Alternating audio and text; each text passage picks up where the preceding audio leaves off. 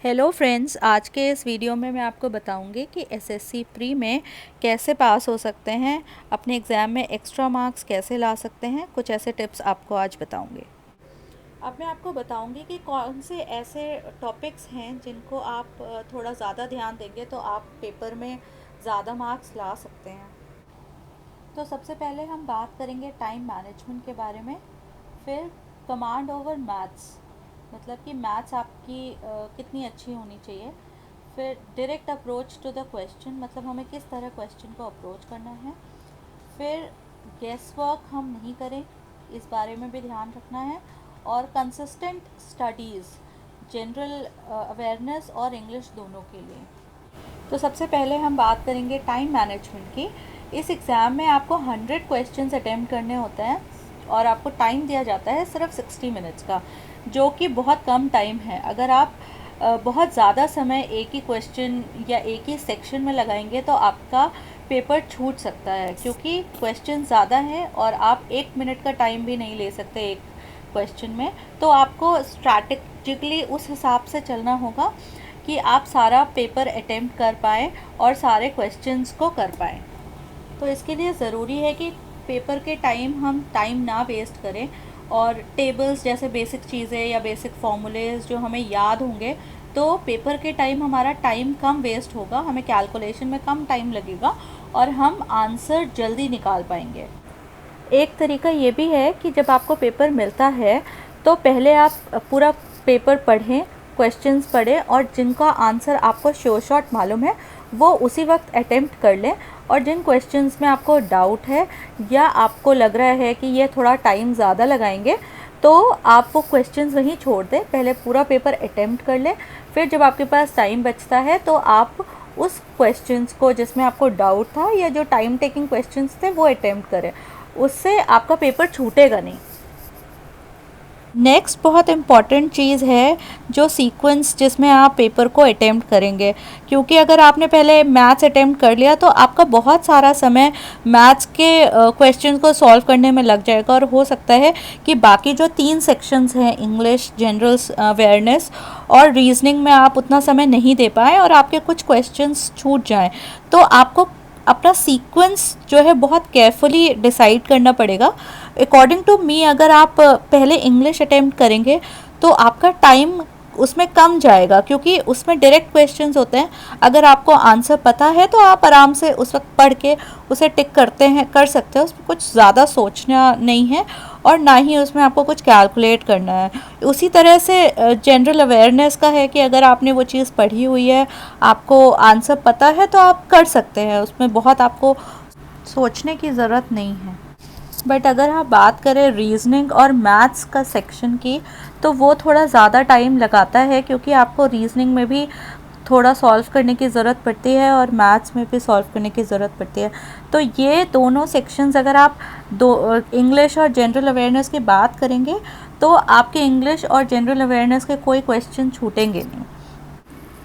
अब एग्ज़ाम देते वक्त आप टाइम पर भी थोड़ा ध्यान रखें कि आपके कितने क्वेश्चंस हो चुके हैं और कितना टाइम बचा हुआ है। तो बीच बीच में अगर आप टाइम चेक करते रहेंगे तो आपको पता रहेगा कि आपको अभी कितने क्वेश्चंस अटेम्प्ट करने हैं और कितना टाइम आपके पास बचा हुआ है। नेक्स्ट हम बात करते हैं क्वांटिटेटिव एप्टीट्यूड यानी कि मैथ्स की। इसको एक्स्ट्रा एम्फोसिस इस पे इसलिए दिया गया है, वैसे तो चारों सेक्शंस जो भी टियर 1 में आते हैं वो चारों ही इम्पॉर्टेंट हैं, बट मैथ्स को एक्स्ट्रा एम्फोसिस इसलिए दिया जाता है क्योंकि ये सिर्फ टियर 1 में नहीं टियर 2 में भी आता है। तो अगर आप मैथ्स को जो है ज़्यादा इम्पोर्टेंस देते हैं और इसको ज़्यादा प्रिपेयर करते हैं तो आपको टियर 1 के साथ साथ टियर 2 में भी हेल्प मिलती है। और 10th स्टैंडर्ड की मैथ्स पूछी जाती है।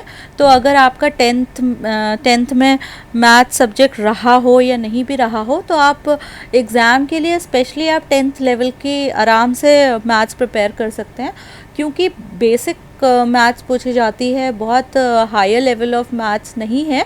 तो बेसिक फॉर्मूलेज या बेसिक कैलकुलेशन से आप इसके जो क्वेश्चंस है उसको सॉल्व कर सकते हैं। टियर 1 में नेगेटिव मार्किंग है, इसलिए स्पेशली मैथ्स में वही टॉपिक्स आप अटेम्प्ट करें, वही क्वेश्चंस अटेम्प्ट करें जिनके टॉपिक्स आपने पढ़े हुए हों, वो क्वेश्चंस अटेम्प्ट ना करें जिनका आपको कोई आइडिया नहीं है, क्योंकि आप टाइम भी वेस्ट करेंगे और आपके मार्क्स भी कट सकते हैं।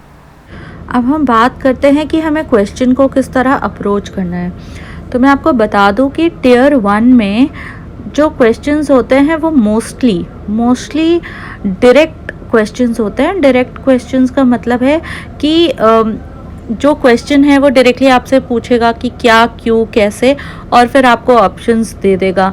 इसमें बहुत ज़्यादा ना ही आपको डीप में स्टडी करने की ज़रूरत पड़ती है, क्योंकि डायरेक्ट क्वेश्चंस होते हैं। और क्वेश्चंस को हमेशा बहुत केयरफुली पढ़ें कि वो क्या पूछना चाह रहा है। कई बार ऐसा होता है कि क्वेश्चन कुछ और पूछ रहा होता है और हम उसे कुछ और इंटरप्रेट करके उसका आंसर दे देते हैं, और फिर हमें बाद में पता चलता है कि हमने गलत इंटरप्रेट किया था, क्वेश्चन तो कुछ और हमसे पूछ रहा था। और क्योंकि इसमें नेगेटिव मार्किंग है, इसलिए कोई भी ज़्यादा गेस वर्क ना करें, और जितने आपको पता है, जिस आंसर, जो क्वेश्चन का आंसर आपको आता हो, सिर्फ उसी का जवाब दें। और नहीं आता है तो आप छोड़ दें, क्योंकि नेगेटिव मार्किंग है, आपके मार्क्स कट जाएंगे। और एक बात और ऐड करना चाहूँगी यहाँ पे कि टियर 1 में कोई भी सेक्शन वाइज कट ऑफ नहीं है। तो अगर आपका कोई सेक्शन बहुत स्ट्रॉन्ग है या जिसमें आंसर्स आपको बहुत ज़्यादा आते हैं, तो आप उसे अटेम्प्ट करें। अगर दूसरे सेक्शन में आपको उतने इक्वली क्वेश्चंस नहीं आ रहे हैं तो आप उसे छोड़ सकते हैं, क्योंकि कट ऑफ कोई सेक्शन वाइज नहीं है, पूरा पेपर का मार्क्स देखा जाएगा। इसके बाद हम बात करते हैं इंग्लिश की, कि हमें इंग्लिश में क्या क्या चीज़ें पे थोड़ा ध्यान देना चाहिए। एक्चुअली इंग्लिश एक ऐसा सब्जेक्ट है जिसमें आपको कंसिस्टेंट होने की बहुत ज़रूरत है। आप एक दिन या 2 दिन में इंग्लिश नहीं सीख सकते, क्योंकि इसमें बहुत सारे वर्ड्स, बहुत सारे चीज़ें होती है जो आप सिर्फ लर्न नहीं कर सकते, जिनको आपको प्रैक्टिस करना बहुत ज़रूरी होता है। इंग्लिश को इम्प्रूव करने के लिए आप थोड़े रूटीन सेट कर सकते हैं, जैसे कि आप 3 डिफ़िकल्ट वर्ड्स डेली उसको लिखें और उसको लर्न करें, और वीक में या 15 डेज़ में आप उन्हें रिवाइज़ करें। तो उससे क्या होगा, आपकी वोकैबुलरी अच्छी होगी और आपको डिफ़िकल्ट वर्ड्स याद रहेंगे, और इडियम्स, सिनोनिम्स आप याद कर सकते हैं डेली बेसिस पे। थोड़ी इंग्लिश रीडिंग की हैबिट डालिए, जिससे कि आपकी रीडिंग अच्छी हो और अंडरस्टैंडिंग अच्छी हो जाए। तो ये कुछ ऐसे पॉइंट्स हैं जिस पे आप वर्क कर सकते हैं इंग्लिश में। इसके बाद जनरल अवेयरनेस की बात करेंगे। इसको स्ट्रॉन्ग करने के लिए भी आपको कंसिस्टेंट होने की ज़रूरत है। इसमें आपको न्यूज़पेपर ज़रूरी पढ़ना है डेली, और जो भी आपको उसमें इम्पॉर्टेंट न्यूज़ लगते हैं, इम्पॉर्टेंट चीज़ें लगती हैं, तो उसकी हैबिट डालें कि एक नोटबुक बनाएं और उसमें डेली वो न्यूज़ लिखें। और फिर जब भी आपको टाइम मिलता है तो आप उसको रिवाइज़ करें, बार बार पढ़ें। ऐसा करने से आपका ऑटोमेटिकली न्यूज़ आपको लर्न हो जाएंगी, चीज़ें आपको अपने आप याद रहने लगेंगी। और नोट्स को रिवाइज़ ज़रूर करें। इसके साथ साथ कोई अच्छी करंट अफेयर की बुक को आप ज़रूर रेफ़र करें, उससे आपको काफ़ी हेल्प मिलेगी। और करंट अफेयर्स की बुक्स में जनरली काफ़ी अच्छे तरह से ना, जितने भी लेटेस्ट न्यूज़ या इम्पोर्टेंट न्यूज़ होती है उसको कंपाइल करके देते हैं, तो उसको आप ज़रूर रेफ़र करें। आई होप ये वीडियो आपके लिए हेल्पफुल रहा होगा। Don't forget to subscribe, like and comment on my channel. Thank you.